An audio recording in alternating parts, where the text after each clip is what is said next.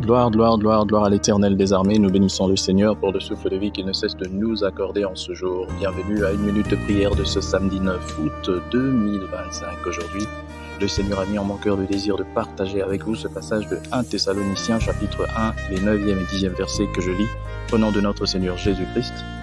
Converti à Dieu pour servir le Dieu vivant et vrai et pour attendre des cieux son Fils qu'il a ressuscité des morts, Jésus, qui nous délivre de la colère à venir. Alléluia.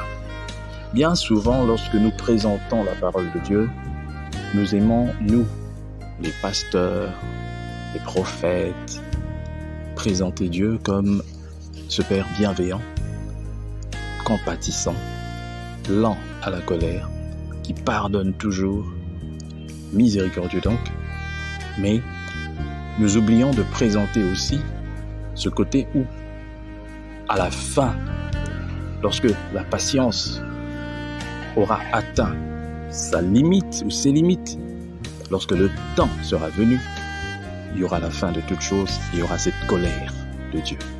Nous ne parlons pas très souvent de la colère de Dieu.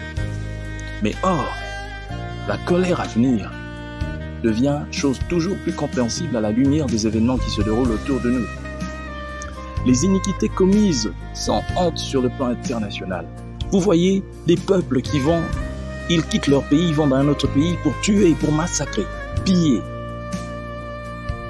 Dans tout ça, certains se posent la question, mais est-ce que Dieu existe? On tue des enfants chaque jour, des femmes, les peuples sont déportés. Et même dans certains pays où des personnes qui dirigent ne veulent même pas écouter les conseils. Ils ont les oreilles bouchées sur la misère des gens. On se pose la question, mais est-ce que Dieu existe? Et ce qui est encore plus grave, vous verrez encore certaines de ces personnes, certains de ces dirigeants dire qu'ils sont serviteurs de Dieu, ou bien ils sont entourés des gens que nous considérons comme des serviteurs de Dieu. On se pose la question, mais qu'est-ce qui se passe?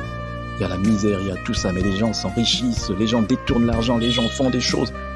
Mais Seigneur, où es-tu dans tout ça? Je tiens à te dire, mon frère, toi qui me suis, si tu souffres de ça, c'est-à-dire tu as soif de la justice, la colère à venir existe. Il y a un jour, un beau jour, Dieu va agir dans sa colère. Alors le monde a fait son choix aujourd'hui, mais le monde sait aussi que le seul remède à tous ces maux, c'est la conversion à Dieu. Convertis, le sommes-nous vraiment? Lorsque nous voyons, tel que j'ai dit, des personnes qui se disent chrétiennes, qui se disent enfants de Dieu, mais se comporter comme des personnes qui n'ont jamais connu Dieu, faire des choses qui s'éloignent de la connaissance de Dieu, se comporter mal avec méchanceté, avec aigreur, on se pose vraiment beaucoup de questions. Mais sachant que un jour, il y aura une fin. Il y aura une fin.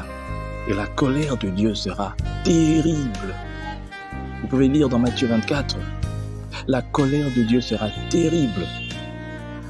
Alors pour échapper à cette colère, abandonne le mal, fais le bien.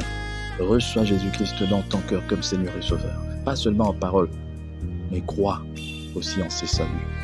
Abandonne la vie de péché.